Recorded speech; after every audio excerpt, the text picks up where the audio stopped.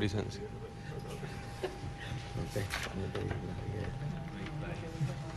Podía identificarse para récord, licenciado. Buenos días, vuestro honor. Buenos días a todos los presentes. Licenciado Francisco González Magás. Represento a la parte interventora Educadores Puertorriqueños en Acción, EPA, y a interventores individuales que son maestros, participantes del sistema de retiro para maestros de Puerto Rico y también miembros de EPA. Vuestro honor, estoy tratando de adaptar un poquito la presentación que tenía, cosa de no tener que repetir lo que ya se ha discutido. Eso se le apreciará muchísimo. Pero en aras de hacer eso, sí queremos comenzar con estos hechos básicos. La ley 160 fue aprobada el 24 de diciembre de 2013. Esa ley, sin duda alguna, y es un hecho estipulado, representa un menoscabo sustancial para los maestros participantes actuales del sistema de retiro de maestros. Una vez se establece ese menoscabo sustancial, se requiere, la jurisprudencia lo ha establecido de esa manera, se requiere que se demuestre la necesidad, la razonabilidad y el interés público que se debe adelantar mediante esa ley. ¿Cuál sería el interés apremiante del Estado en este caso? Vuestro honor, eso es un punto. La parte demandada alega y argumenta en sus escritos que el interés público que ellos persiguen bajo esta ley es poder resolver la alegada situación fiscal, déficit fiscal, que... ¿Usted cree que no hay un déficit en el sistema del retiro? Es un hecho estipulado que hay un déficit. Okay. Y es un hecho estipulado que hay una situación fiscal en la cual atraviesa... Y licenciado, y está estipulado el menoscabo. Por eso yo quiero aprovechar el tiempo y le pido, y muy respetuosamente... tengo que interrumpirlo y me disculpa, porque quiero ir al informe pericial de su organización preparado por el ex subdirector ejecutivo del sistema de retiro de maestros, ya que una de mis preocupaciones es que se valide la constitucionalidad de prospectiva de la ley. Usted trae el punto del uso de las aportaciones. Si este tribunal valida prospectivamente la ley, se crea lo que es básicamente una inversión de esos nuevos maestros. Unos maestros que van, en la gran mayoría de los casos, ganaría la mitad del promedio del que está en el sistema de los que se retirarían. Es decir, de esos 6.000 que se pudieran retirar, los que los suplantarían estarían ganando $1.700 y el promedio de esos 6.000 es $3.000. Así las cosas, usted trae en el punto 9 del informe pericial, el superito, trae el punto de que esas aportaciones de esos nuevos maestros serían para el programa de inversión de ellos.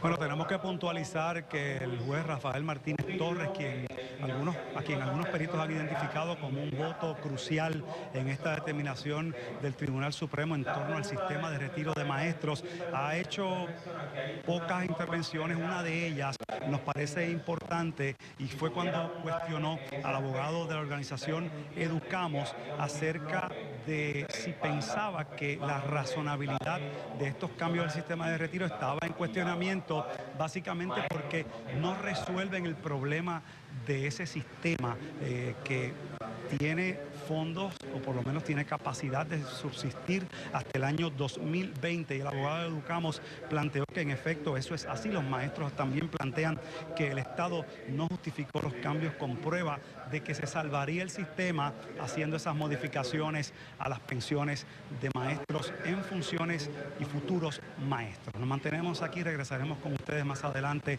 durante el transcurso de esta edición de Telenoticias. El compañero Walter Sotoleón está próximo también a informarles sobre lo que ocurre afuera en la manifestación de los maestros, pero por lo pronto regresamos contigo al estudio. El juez del tribunal, puesto que se retira el próximo 14 de abril, ha habido expresiones sobre el particular en el transcurso de la mañana, pero se decreta un receso para entonces culminar con la parte argumentativa de los peticionarios, entiéndase las organizaciones que representan a los maestros y que son los que están solicitando que se declare inconstitucional la ley 160 y dar paso entonces a la posición del Estado sobre esta discusión acerca de la ley 160.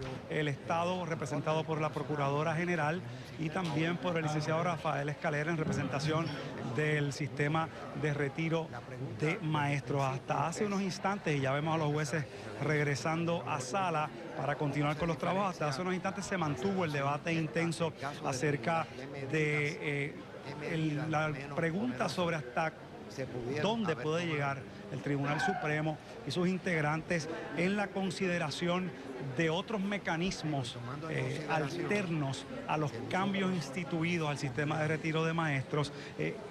¿Dónde se tira la raya para los jueces del Tribunal Supremo en esa discusión? El abogado de Educadores en Acción sostuvo que el tribunal sí tiene ese poder de revisar la razonabilidad de las determinaciones del Ejecutivo. Hay una controversia jurídica, puramente jurídica sobre el particular, como son estas discusiones en estos procesos ante el Supremo. Vamos a escuchar parte del planteamiento del licenciado Escalera en representación del sistema de retiro de maestros ante los jueces del Supremo. Se van a haber menos posibilidades de dar a cada conserje, a cada empleado, a cada ingeniero, a cada abogado, a cada juez, a cada uno de los de nosotros que depende de alguna forma de ese fondo general.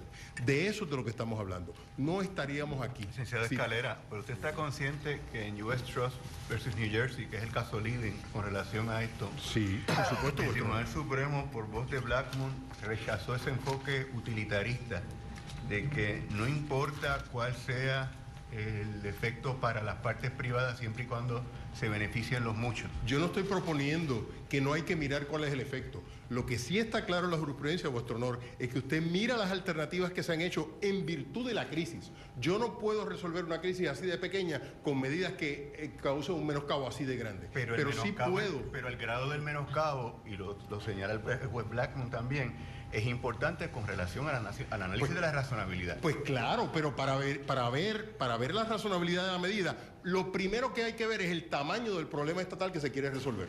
Eso es lo que nos va a decir hasta dónde puede ir el Estado. Y obviamente, como ha resuelto este tribunal y ha resuelto el Tribunal de Apelaciones para el primer circuito en el caso de Fortuño, en esas situaciones el peso de la prueba corresponde al Estado. Aquí se ha hablado. Pero es interesante que el circuito precisamente dice que ellos están resolviendo que en esa instancia sí. Sin embargo, admiten dos cosas. Que el Tribunal Supremo precisamente en US Trust da la impresión de que no es así.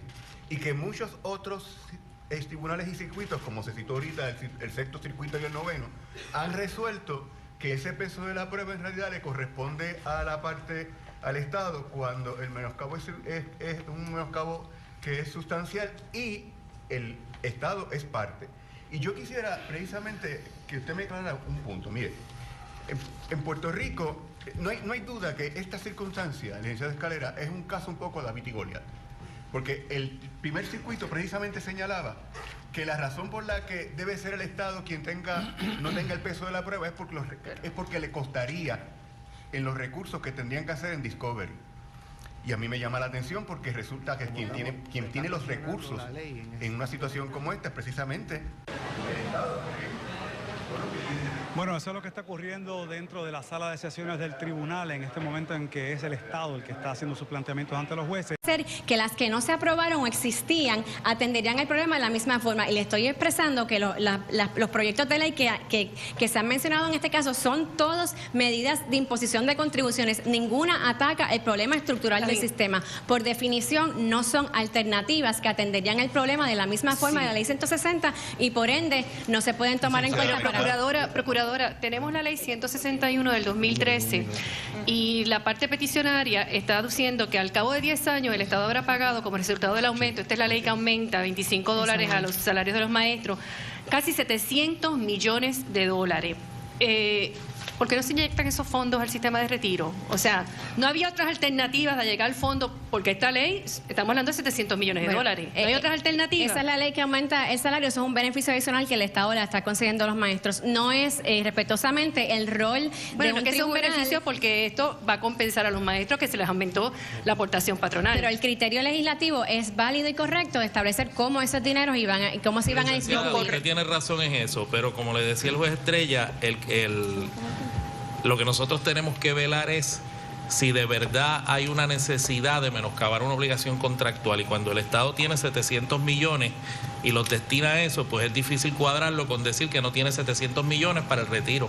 La necesidad de la medida surge de la interacción entre los cambios estructurales para evitar que estemos de aquí a 10 años en la misma situación, además de allegar fondos dentro de su discreción, los fondos que la Asamblea Legislativa destinó al fondo de pensiones. Pero usted entendió mi pregunta. Entiendo, pero tiene que no me la está contestando. Lo que le estoy diciendo es que tiene que evaluar la validez intrínseca de esta ley a la luz de los dos componentes. No es simplemente identificar fondos adicionales que se pudieron haber destinado a otros fines, sino establecer... No, yo estoy de acuerdo. Lo que pasa es que usted me acaba de decir que no hay dinero. No hay dinero. La proyección pero es hay dinero para eso. Ausente esta medida, no habría que pagar anualmente más de $500 millones que no existen. Se ha terminado el turno a la procuradora.